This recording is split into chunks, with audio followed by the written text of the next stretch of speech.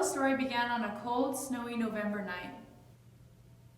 Carla asked her parents to go to a drinking party on the other side of the Sandia Mountains with her friends. Her parents said she could go, but she had to be home at 11 because it was supposed to snow tonight. Her parents told her to take I-40 because that was the safest route. Carla agreed and decided to go to the party. To be on time, she had to leave the party at 10 o'clock. Carla began to party and lost track of time. Carla worried about getting home on time. She knew I-40 would take her an hour to get home, but luckily her friend knew of a shortcut that would get her home on time. It led through the Sandia Mountains. Carla thought about taking the I-40 just like her parents had asked, but she didn't want to get grounded. Carla took off up the mountain, racing the clock.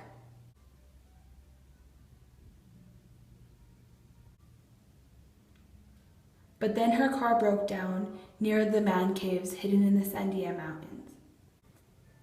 Due to her misfortunes, Carla got fed up and decided not to fight the elements. She would sleep until sunrise and get help in the morning. Carla locked the doors and slept. The next morning, 2 hikers saw her abandoned car with 3 sets of abnormally large barefoot footprints leading to the man caves. So the hikers followed the footprints into the Sandia man caves. The hikers, horrified, ran away, seeking service to call 911. The final report had stated, Carla was dissected with her organs removed. Her car was untouched and there was no signs of forced entry. The door was even unlocked. What's even worse, Carla had no signs of struggle. Meaning she willingly went with her 3 unknown killers. No drugs were found in her body. Meaning Carla was awake and felt everything that had happened. And she didn't fight it.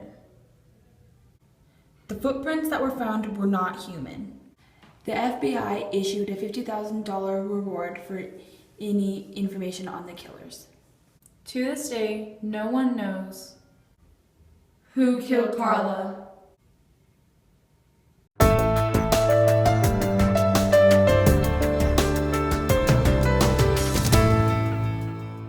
Hi, my name is Rachel Saladin. I'm a freshman here at the University of New Mexico, and I was born in Santa Fe, and I've lived in New Mexico for my whole life. Have you heard of the local urban legend Who Killed Carla? No, actually I have not. Alright, the next question is, it's such a local topic, why don't you think your friends or family haven't ever mentioned it before? Well, being from Santa Fe, I've really only hiked around the mountains in Santa Fe or in Pecos, and I'm familiar with other legends, urban legends in Santa Fe, such as Bloody Mary and La Llorona, but I have never heard of Who Killed Carla. Alright, the next question is, Who Killed Carla is a developing legend. Do you believe in a few years most of the population will know about it? Well, considering that it's a fairly new urban legend, I feel that it has the potential to be spread to the knowledge of more people. The last question is, would you want to go see the spot of Carla's death at the man caves, now knowing the story? Well, part of me is interested in the urban legend now that I've heard it, but another part of me makes me a little timid to go because the idea of all of that happening is a little frightening, especially to a young girl. Alright, thank you very much. Of course. Hi, I'm Weston Tice, and I'm a freshman at UNM, and I'm from Placitas, New Mexico. Hi, I'm Gabriella Dalton. I'm also a student at UNM, and I'm from Denver, Colorado. Have you ever heard the urban legend Who Killed Carla?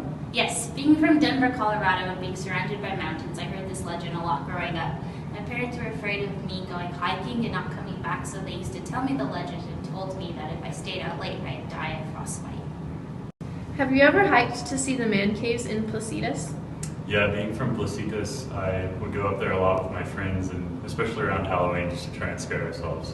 Have you ever seen the memorial spot for Carla's death? Yeah, I have. It's really scary. What do you think the moral of the story is? I think the moral of the story is for young girls not to be out late at night without anyone with them. Why do you think people have exaggerated Carla's death? I think it's basically so that it's more scary and more interesting to listen to.